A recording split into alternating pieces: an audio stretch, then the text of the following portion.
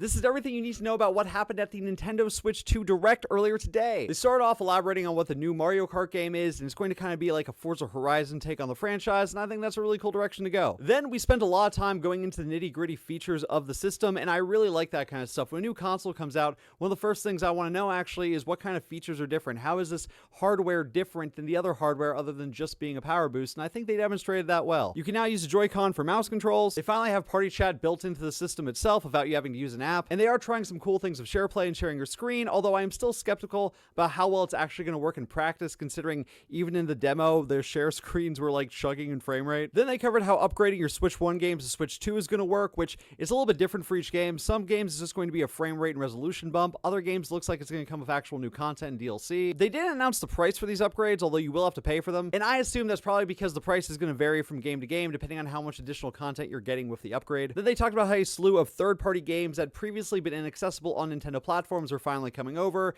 Stuff like Elden Ring and Cyberpunk that previously couldn't run on a Switch are going to be on the Switch too. As far as notable new game announcements, there are really only 4, but they are pretty big deals. You have a new Hyrule Warriors game, Kirby Air Riders, which we didn't see much of, but supposedly is coming in 2025, a brand new From Software game called The Dusk Bloods, which looks like a spiritual successor to Bloodborne, which is coming in 2026, and a brand new Donkey Kong adventure game called Donkey Kong Bonanza that looks like a true follow-up to Donkey Kong 64. But that Donkey Kong game is coming out just after launch, so it's still in the launch window, and it looks like it's going to be the system seller. There are other small stuff in there, but that is the broad overview. Overall, I was kind of expecting more game announcements, but what do you think? Are you underwhelmed, overwhelmed, or just perfectly whelmed by this presentation? Let me know in the comments. If you haven't already, give me a follow.